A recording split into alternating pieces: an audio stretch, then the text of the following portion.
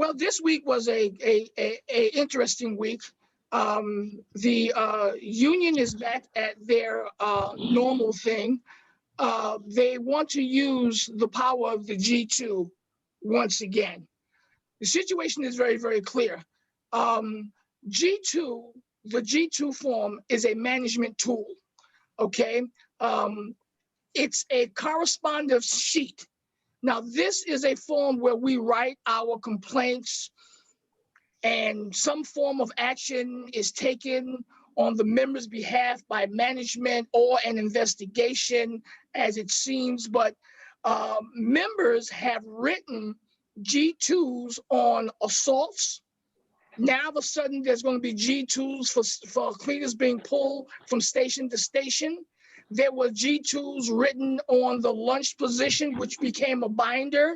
There were G2s written on snow duty, G2s written on AVAs, and nothing has happened. Charlie Munoz, what you say? Like you said, these writing G2s doesn't make any sense. It hasn't helped. It didn't help with lunch relief jobs.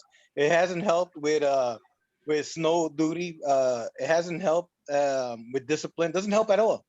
You know, get rid of it already. It doesn't help. Why isn't the union doing more than just getting pen to paper? I mean, do they honestly think that management reads these G2s? No, of course not. You know, they laugh at it. Yeah, because because allegedly we saw Witcher with a binder. I mean, who has time to read all of those things? They're ignored. It's obvious it was ignored because then management took him to court. So they took that binder and they told him shine it up real nice and stick it sideways up your ass. You know, Mr. Blocker, what do you say? Are the G2s? No. Well, I had a question too, but who really actually looks at those G2s? Because those G2s don't do a damn thing. They don't do anything. Because I was listening to what's the girl name? She kept saying write G2s for everybody who keep getting pulled. Nilda, yeah. Just like Charlie said, nothing's happening because they still keep trying to pull us. You know, a lot of times, I don't know how, because under the Taylor law, we can't strike, but you can slow down. Yes, we can. I want to bring. You can slow down. Yes, we can. I want to bring Anthony Staley in here, sir. What is the real purpose of the G2? What is the real purpose of it, sir? Break it down. Okay, a G2 is almost like evidence. It's not almost. It is like evidence, and it's also like when you have a court officer taking notes in a courtroom and taking people testimony. Right. These are what the G2 are meant to be for. Let me put it like that. This is what they're meant to be for, to be used as evidence in disciplinary hearings and any other type of process. But remember, G2s is management's correspondence sheet. So anything you put on a G2 and it's put before management got a right to either act or not to act. In the story. Interesting. Now, maybe we need to take our case to the media. And I say that very, very clearly, to expose this mess. I mean, if the citizens of this city knew that cleaners were shoveling snow and clearing the passage, but was not being paid on time, what would be the fallout of that? You see, there are ways to fight, but as long as we use this tool, management remains in charge of the narrative. And exactly. Yeah, and I mean, maybe we just need to do that, because at this particular point, you give a binder of G2s to management and we still end up in court. Go ahead, Charlie Munoz, go. Yeah, it's a lazy way for the union to try to get results, because they don't get off their asses and go visit the workers. I mean, when was the last time, Blocker, when was the last time you saw a union rep at your station? Never. Yeah. What about you, Mary? When was the last time you saw? I've never seen a union rep at my station. The only person, I have to be very, very clear, the only person that I have seen is Jason.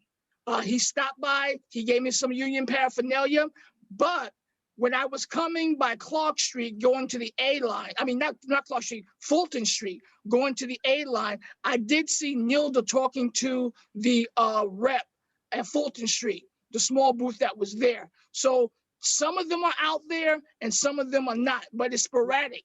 It's not a Well, whole bunch. let me tell you, in So 7 years, basically you saying the last time you saw a union rep, they still had horse-drawn carriages running through the streets of New York. Well, wait a minute now too. Wait a minute. Also, I'm just like saying. you say, I seen Nilda numerous times, but she's on her way to work. She wasn't there to talk to the cleaners or the clerks. You know, that's a big difference. she's on her way to work. So I can't affiliate that with nothing. She's on her way to work. You know what I'm saying?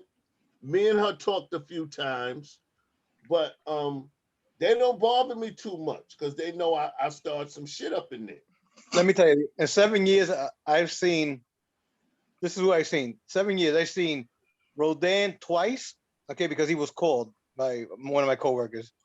I've seen Rodan twice. I've seen Jose Dominic 3 times, okay? And he's only a part-time union worker.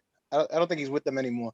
And I saw Widget a couple of weeks ago, but he was just giving out flyers, so that was it.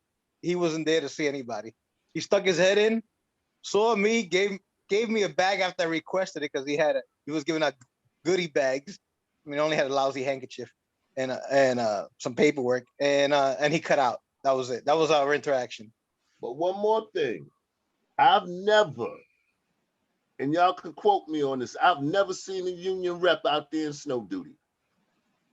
I do a lot of snow duty, you know, Yeah, but well, I've never ever seen one out there come up to say, hey, are y'all okay? Are y'all taking your breaks on time? Are y'all getting paid? Because see, I made a big fuss with the GSM one day because you're talking about snow duty. I said, what's your pass number? I said, you know, I want to be paid, right? Don't pay me a month later. I want to be paid. But I did get paid, not the first paycheck, the second paycheck. It wasn't a month, but they did pay me. But I made a big fuss. I told them I'm sick of this. And no, you not working me like that. Yep. She got the GSM. I said, why don't you get a shovel and come and help us? She pulled me in the office and told me I was disrespecting her. I said, no, I'm not. I said, you need to see how this feels. Because you want us to jump from station to station because you tell the supervisors to hurry up and do how many stations in the hour. It doesn't work like that. And I told her, I said, I'm over 55. I can't work like that no more. And see this, Estelle, you want to add anything to this?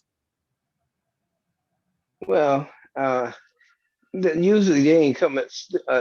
Shops. I mean, a union rep is not going to come around me in the first place because they already know I know stuff. I'm abreast of stuff, and they're not going to come around. So if you ask me that I've seen one, it's no. They're not. They think already that I'm automatically supposed to know because I'm a steward, and they just don't come. They just don't come around. Well, And see, it's cool. Mm-hmm. And it's cool because you know why? It's like they have most of them come with the way they fight, the type of fight they bring to the table. I'm not in agreement with. They know I'm not going to be in agreement with. I like somebody to challenge management, challenge what they're doing. You know, just don't let them do it. Come with some intelligence and come with a way of counteracting what management is trying to do. That's all. Come with a fight. That's it. Let's come with a fight. But because But I'm not mad about it. Mm-hmm. Yeah, I'm not mad about it, but I just, you know. Well, because there is no fight, we have what's called a member disconnect. And the situation is that now that we are around this election time, a lot of words are being spoken and allegations are going back and forth. But the bottom line is this: you cannot fix bad decisions, okay? The decisions that this union pertaining to the membership, they have made bad decisions, and now they're going to the membership and saying, hey guys, we need some help. You made the decision, it was wrong, and now you need help. Go ahead, Charlie Millions. Then they shouldn't be in office if they're asking for help. We elected them, right, so they can help us, not the other way around. Yeah. If we're gonna be doing their job, then pay us. You know, and $30 million in union dues. Yeah, $30 million exactly. And plus perks. You know, let's not forget they got perks. Is that a month or a year? That's a year. $30 million. It's a year. A year. It's really more than that, though. Right. Because you see, decisions are made without member input. And that is why there is a member disconnect. They are having conversations about us without us, and that is unacceptable. Staley, what you say? I agree with that. There should be more of a connect with the membership. And you can't represent somebody unless you know or have a good idea of what they're going through. You know, people use all kinds of excuses to not to cover up the fact that they don't know what they're doing. And I think that's definitely a bad thing for us, because management know that they don't know what they're doing. So if they can fool you into thinking they're doing something, management is looking at you like, hey kid, I guess you're a fool too. There's no transparency. Yeah, there you go. Thank you, Charlie. No, not at all. Continue on that. So what about the transparency? There is none. Let's put it this way. It all started in the station department. It started 5 days before Richard took office, which was what he did. He signed, him and Shirley Martin from CED, signed an agreement to allow private non-union contractors to do cleaning jobs. And right now, overtime. Yeah, and right now, CED, first of all, stations, CTAs haven't received overtime in about a year, maybe more. I don't know. I'm not really too sure. And every other department is receiving some. Right, but CED now, they're complaining because they're not getting overtime. Because why? Because you got non-union cleaners doing their job. Yeah. Okay, this union is supposed to protect us, not give our jobs away. I mean, what are we paying them for? To get outside help? Doesn't make any sense. The other thing is, to show you the bad decisions they made, the lunch relief jobs, they went along with the pick, knowing that these lunch relief jobs were in danger, and they still had this pick. Personally, I would have said there ain't gonna be any pick if the lunch relief jobs aren't gonna be included. That's it. You know? That's it. Yeah, I mean, and there's other things they did. And like I said, they're not transparent. They're not telling us anything. They're not even giving us hints of what I just want to know what one positive thing that they've done in 3 years. Just one positive thing that made me say, wow, this is great. Can somebody give me? Bring up a whole lot of negative stuff they did. Oh, I can do that. I mean, we know that. They're great at that. Yeah. Well, one of the positive things that if they want to tout is that they made sure that the members got a paycheck every 2 weeks. And that was like, because I had a conversation, and out of that conversation came that sentence structure. You getting the paycheck every 2 weeks, okay? This is what we're trying to keep going. And my whole thing is, okay, well, if you're trying to keep that going, why don't you let the membership know what you're doing so they don't think you're incompetent? No, because they're working behind the scenes, what they call behind the scenes. But nobody ever sees our money. But we give our money up front. So we should be included in the conversation. Everybody should. Right. Because you see, the dream, like Blanca said, it's a dream. The dream of what we believe is not the reality of what's really going on. The reality is saving jobs.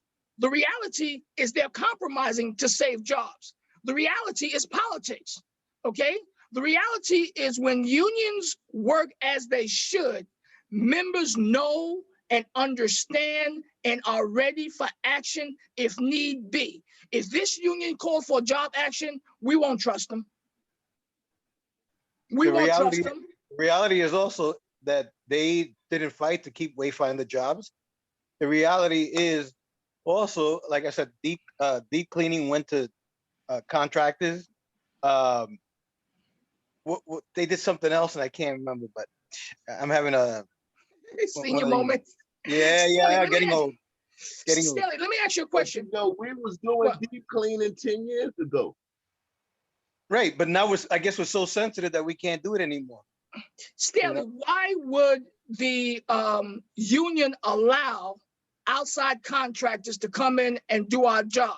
Because Richard, when he was VP, said that contractors coming in this was done way before he got into office. So he shouldn't be blamed for it. This is something that has continually happened. So why would the union allow outsiders to come in? Well, let me put it in point blank. This union doesn't care because the bottom line is this. Okay, let's say, I'm going to give you a hypothetical theory with this here. Take, for instance, they come in and the contractors secure over 50% of our work, and they perform the work well. Okay, all right, and plus they signed off for the management can make a consideration to use them on a permanent basis because they're already here, right? They don't have to worry about vacation pay, health, or none of that. That's going to be done by the contractor themselves.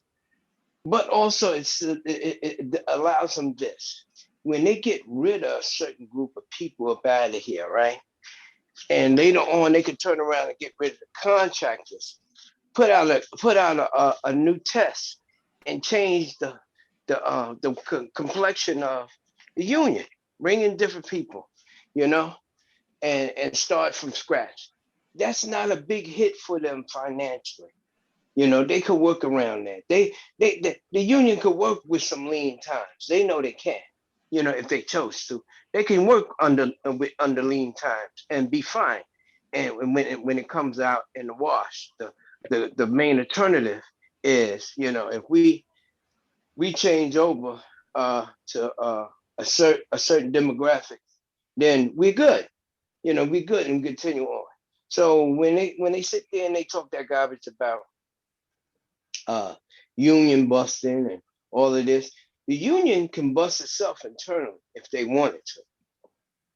You see, because I mentioned it to a state assemblyman about when we had brought in private contractors. She looked at me and said, "Your union did what?" And I said, "Yeah, you heard what I said."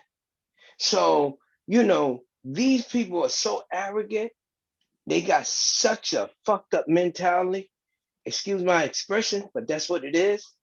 That they'll bring the union down to whatever level they need and just barely survive just to do a total turnover of the union membership if they need to. So don't get twisted and get it this idea that, oh, we know what a union is supposed to do. We all know what a union is supposed to do for you as far as your job. We know the old saying from back in years ago, what unions were built for and what their intent were. But nowadays, like I read in a story about unions, union leaderships are no longer hungry like they used to be back in the 50s and the 60s. Yeah. You know, they're no longer hungry. And they saying now that some of these cats that been in there too long, they need to go. They really do. Because all it's about now is a six-figure salary. And they do and you know, and they're not serving their members like they used to or like they should. Well, I mean, So look what we have. Perfect example. Look what we have. We have a former bus driver who's a station agent trying to represent CTAs. This person has never been a CTA. Yeah. And yet she's always making comments about CTAs or arguments. I want somebody to represent me that knows what the hell they're talking about. But Going go back to ahead. my senior moment I had a couple of minutes ago. Go ahead, sir. Don't forget it was Richard Kelly and Utano who agreed to take money from the booth. Okay, putting station agents' jobs in jeopardy. What that did was accelerate the implementation of Omni. Okay, those guys in Omni who work for us for Cubics never stopped installing those Omni machines. Okay, so also they use money as an excuse that they had COVID could be transmitted. That was never proven. That was just a theory, and yet you got collections still collecting money for these machines. Wait, How come they're you not want worried to hear about something? getting COVID? You want to hear something? Let me just throw this in there right quick while you on that. Could you imagine the parent that give their kid the money and tell them to go down to the store to get something? So you telling me the kid's parents is trying to kill them, huh? So then giving them money to go to the corner store, giving the kids lunch money. Oh, we killing the kids? Really? According Really? to Utano, Richard, and Kelly, and the MTA, yeah, money is a Wow. dangerous thing. Yeah, Everybody should be insulted that hears that because every day you're giving your child lunch money or whatever, if you can afford it now, since you got this little 2% raise that they try to act like it's so much money, like you could go shopping with it. But yeah, people should be very insulted by that. The union would go for such a asinine, and all of a sudden you're scientists now. Y'all not even good union reps, but now you're scientists. You're telling us what COVID gonna do. Oh, it's on the money. Okay. I think it's on their brain. That's where it's at. Our union is not an easy fix, but member participation is a good and healthy start. And I think that if they want membership on board with what they're doing, they're going to have to be more transparent. I've said this earlier, they're making or they're talking about us without us, and that's not good. Okay. Charlie, like you always said, 30 million in union dues. That's not good. There's no reason at all that overtime should be legitimately stopped. And then you take cleaners and just throw them everywhere and hoping to get the job done. Um, it's just time that this department, now I'm not talking about the whole entire union, I'm talking about this department. It is time for the CTAs and the station agents to begin the process of knowing the rule book and following it to the letter. Like Blocker, how you said to the GSM, this is not going to happen today. Yeah. You asserted your rights. Yeah, yeah.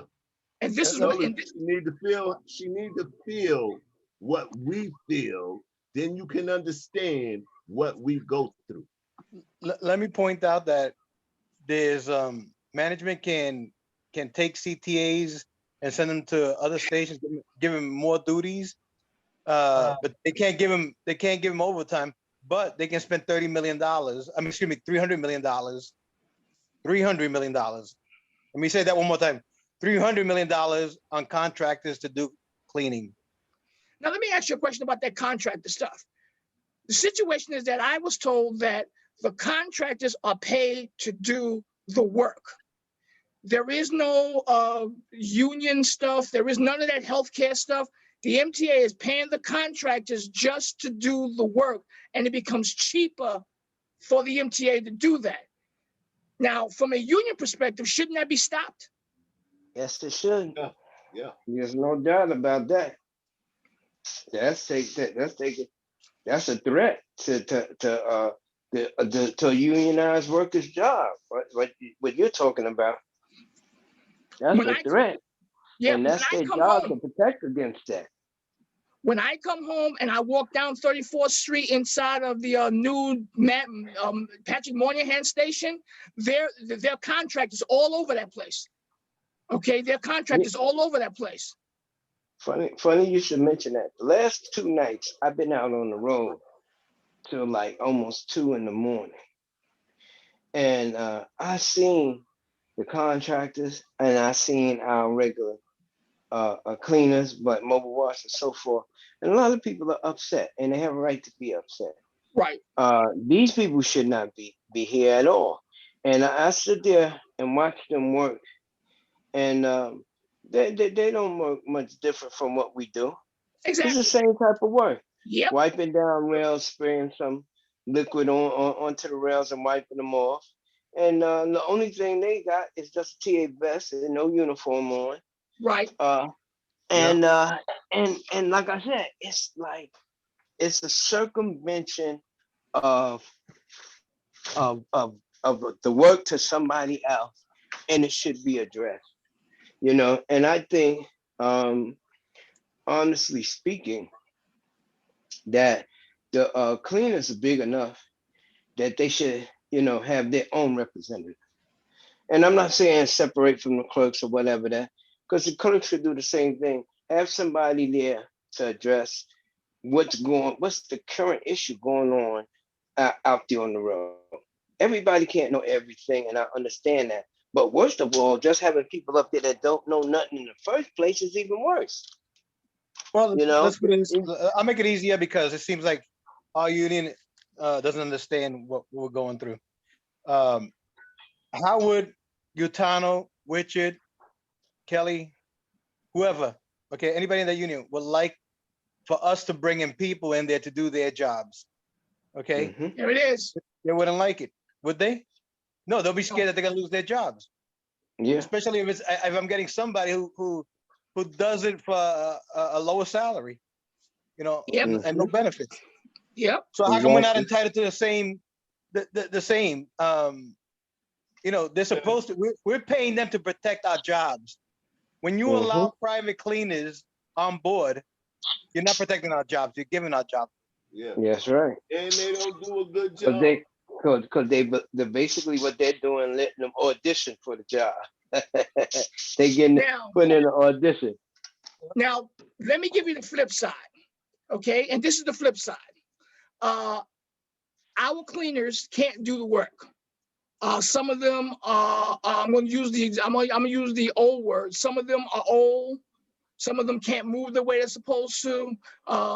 Lower employee availability. A lot of that's coming from the cleaners department, and we just got to make sure that this system is running. So this is the reason why we are implementing the putting in of these contractors, because obviously the union doesn't know what they're doing. Now, how do you address that argument? I'm gonna have to address that. First of all, instead of giving $300 million to private contractors, okay, hire more cleaners. It's that simple. If you think they're too old, well, first of all, you're hiring more people anyway because you're bringing in these contractors. Hire more people. And the thing is that, yeah, cleaners are tired because you're constantly taking them off schedule and giving them additional stations. Okay, so if you want to cut down on that, and you want the cleaner to keep the station clean, well, hire more. That's it. The example, you got that $300 million. Use that money for new hires. It's that simple. Now, I'm glad you mentioned that, because that opens the door to something that I heard when I first came down here. When I first came down here, a cleaner said, I want you to watch what I do. I said, excuse me? He said, I want you to watch what I do. And I said, okay. So, he's outside, he's scrubbing with the pan and he's wiping stuff down. And he came back and I said, sir, why? I said, why did you want me to do that? He said, because by the time 2020 or 2021 comes around, station agents will be CTAs. And I said, no, we're not. He said, I'm telling you that station agents will be CTAs. So me being me, I asked that question towards Robert Kelly in the Union Hall. And I got no answer, yes or no, that was going to become a reality. I asked the question, will station agents become CTAs? Because allegedly there's not enough CTAs and it's way too many station agents. So if you have too many station agents, You It's offer them demoted. the job of the CTA, and if they turn it down, they can't collect unemployment because they They turned was the job offered down. the job. Charlie, Yeah. what you say? Let me tell you something. Yeah, you're right about that. Let's not forget Andy Byford. Yes, When he created the Wayfinder program, he was saying, "Oh, they can pick up a cup, they can help clean garbage," and his that's what words. originally we saw some Wayfinders doing. I remember seeing a Wayfinder mopping. Okay, so When that's what he was when it first started. right. Okay, and that's exactly what he tried to do. He tried to convert the station agents into a quasi CTA, but not exactly a CTA. But he was going to morph them later on into CTAs. Right. You know, it was going to be a slow process, but it was going to be a process. Now, Okay. quiet as it's kept, Andy Byford told another Wayfinder, he said, look, in a couple of more years, these people are coming out of the booth. Too much money has been spent on Omni. Okay, you have Omni, you have HPI. Okay, they're getting rid of the MetroCard machines. So they're coming out of the booth, bottom line. One more thing. Talk to me, sir. Charlie was just saying about Andy Byford. We was taking classes for customer service because they were saying that a lot of CTAs didn't know nothing about customer service. I'm like, but wait a minute. Why are we doing customer service? I said, we don't deal with customers. Our job basically is for cleaning. Right. I said, it's okay if we're going to do customer service, but they was explaining to us in class out at 248 Okay. that they wanted us to do more customer service because some wayfinders didn't know. And that's when they brought up the idea, talking about a lot of the wayfinders will become cleaners. I heard this 2 years ago. Well, when I first came down, I heard, and I was kind of shocked about that, in that which we would actually allow customer service people who are hired to now go to basically cleaning the station. It's going to be interesting. It's going to be interesting. Because I had a station agent who was a well, I know him. He was asking me what they're going to do because he's a provisional. Right. Said, and the provisionals are in trouble. Right. Suffer no illusions. They don't And need a miracle. I was explaining to him, they might just demote you. I said, but you'll still have a job.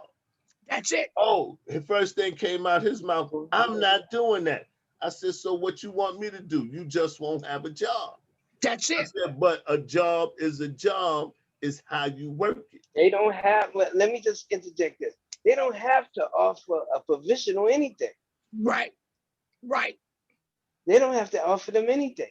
They could just let a provisional go. What a lot of people don't realize, when they laid off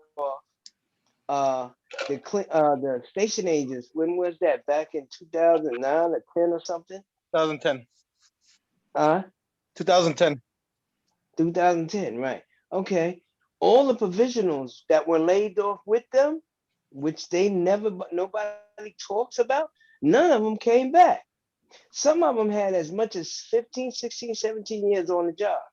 And when it happened, they were saying, they were complaining, and one guy told one guy in their same department said to them, I was telling you for years to take that test, and you never did, you know. But the provisionals that that they had here then, they didn't come back. And whatever they brought on now, they're in jeopardy because they don't have to offer them anything. They could just release them. Well, I think that what's going to happen is that because this is election time, this union is going to fight to actually, during the course of the election, to do something for the provisionals. And then allegedly after the election, boom, it's going to come down on them because it's ridiculous. Yeah. That reminds me of the last election. Derek did, right? Yeah. Last election, they fought, okay, in quotations, to save elevator operator jobs. That was right before the election. Okay, right. that was in October. Right. Yeah. While we were out there trying to save booths from being closed. Right. Oh, thanks to Richard again for closing those booths that we saved, because he let them close. Okay, but he's a disaster. I don't even want to go that route anymore because I just get mad. Also, the Carhartt's coats, we got them right when the ballots were sent out. Remember, Blocker, we got the yeah. Carhartt's. I didn't Yeah, even so know I was getting one. I just got one in the mail. Me too. I'm like, well, okay, now we're getting coat. You know, they're trying to buy us our votes, and some people fell for that shit. They should have gave us the Carhartt suits for when we out there in that winter weather. Yep. That's right. Yep. No, you're getting greedy now. You know, that's for next election. Okay. And, That's enough of this. I see them same suits in the garages. Yeah. Because a lot of the mechanics got them. Yeah. Here's another thing about this fantastic union. We used to get 2 pairs of boots per year. Okay? Right. Now they said fantastic news. You guys are gonna get a large selection of boots. Okay, more comfortable, and we did. I mean, I personally, I'm not comfortable in them. Okay, but anyway, they are improved boots, but you only get them once a year. Yeah. So they cut back. Right. So how is that beneficial when a whole pair of boots supposed to last you 1 year? But the thing about them boots, them boots is cheaper than the other boots, but we only get 1 pair. But they also let you go buy your own, but you got to take them all the way to 130 to system safety for them to pay you back your money. And if you order them online, they don't pay you your shipping and handling. They just pay you for the amount of the boot that you paid for. But you still need 2 pairs of boots. You really need 3. Right. My feet are messed up from the first pair of boots, from the old boots. Mine too. Yeah. Yeah. You know. Well, I buy my own boots. Me too. I buy my own boots. But my point is, don't take away. Don't say, hey, we got you something, but then you're taking away something else. Right. And that's how they operate. Yeah. You took away 2 pairs of boots per year. Now I'm only getting 1. So now if I need boots, which we all do because a pair of boots isn't gonna last you a whole year, it's coming out of your pocket. You need 2 pairs of boots because that salt, that water, it eats your boots up. When the salt and you out in that snow doing snow duty, even the winter weather, it tears your boots up. So you wearing 1 pair of boots that's leaning to the side. That I call it the transit walk. If you ever look at people how they walk in transit, everybody walks the same. You either limping or you walking to the side, wallowing from your boots because you only got 1 pair. I got like 4 or 5 pairs of boots. Well, and I just constantly switch up. Well, I do both. The limping and the swerving. Exactly. Because the swing. I call myself limping too. Sometimes. Okay, let me ask you a question. We've discussed a myriad of things. If you had to talk to the stations department, what would you say? Brother Blocker, talk to me. Y'all better pay attention to what we're saying. The union, see, I'm not as vocal as the other ones. I'm straightforward. They're full of shit. That's all I can say. Everything that they've been promising us, you're not seeing. They're trying to sell you a dream just the way they sold that contract. You need to check that. If you can't see with your own eyes something that Stevie Wonder could see, pay attention to what's being said here. Charlie Munoz, what you say? What I want to say, I can't say. No. Okay. What do you want to say? This is our forum. Do it. Say it. You want me to say it? Do it. I say to the union, to all of them, fuck you. Okay, that's what I feel. All right, because they haven't done shit for us, and I'm coming out. I'm crude. Yeah, I am. But why not? You treated us like dirt. You know, you don't listen to us. We pay your salaries. I remember, Kenny, you were there one time when I told it was Nilda and Steptoe that we paid their salaries and in the union hall, sir. In the union hall. Yep. Yeah, and they said no, we don't. I mean that no, we don't. That we don't pay us. Then who the hell does? It comes out of our union dues. That That shows makes you they us, ain't too smart. yeah, that makes us their boss. Okay, but they try to reverse it and act like they're our bosses. Yeah, I'm very disappointed in this union. I knew which was a disaster from day one. Okay, because I told Joe Campbell, and unfortunately, Staley wasn't at that meeting, but John Ferretti and Seth Rosenberg and Barnes was there. I'm sure he was. Anyway, and I told him, get Witchett on your ticket is going to be a disaster. And Joe Campbell, oh no, he was all over Witchett. And what did Witchett do? He stabbed Joe Campbell in the back. Politics as usual. Politics as usual. Well, I'll put it to you this way. To the members of the Stations Department, this election is very, very important. This is a time that you need to make sure that your dues are paid up, that you basically go to the union meetings, hear what they're saying, and hear what they're not saying. Staley, word to the Stations Department. Go. You have an election coming up. I see everybody is talking about it, and I think you better. Well, let me rephrase that. I think you need to pay attention to all the people that are running, especially in the Stations Department. For years, Stations Department have been taken advantage of. People made promises, and they get in there, and all of a sudden they forget about the department. Even the members from from their own department have sold this department out. Look and pay attention, especially those of you that's going to have a lot more time to do. Ask the questions about what do they plan to do. What do you ask for? So ask if they plan to give you the extra, if they're going to fight for you to get an extra pair of new boots.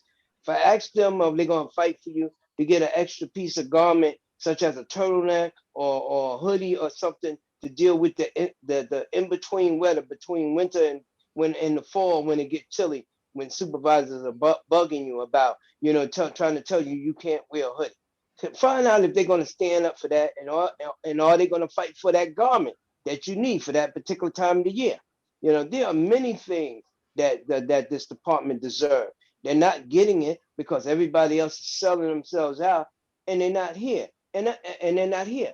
And ask yourself the same question: why these same people that you put in the union fight so hard not to come back to the road? Is they trying to tell us something by that fighting so hard not to come back? Because when I came back to the road, I was damn proud to come back to the road. It didn't make me no difference. I was still getting paid, and that was the bottom line. So think about especially your new cats. You're gonna need a lot more protection from the bullying and intimidation by supervision, and you're gonna need better clothing and uniforming for the upcoming winters. And ask for somebody what they plan to do when snow comes. About the money, not the work, but the money. Yeah.